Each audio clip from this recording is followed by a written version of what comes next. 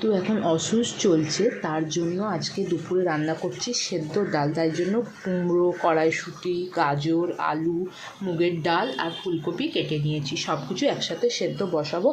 সঙ্গে করছি আতপ চালের ভাত। ডালটা এখন ভেজে নিচ্ছি,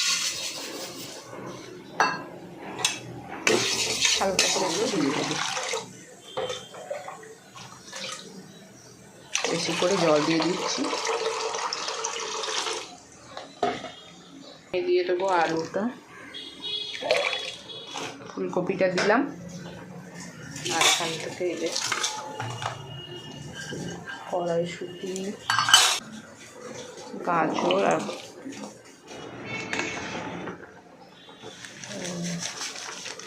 আমরা এখন এই নুনটা ব্যবহার করছি।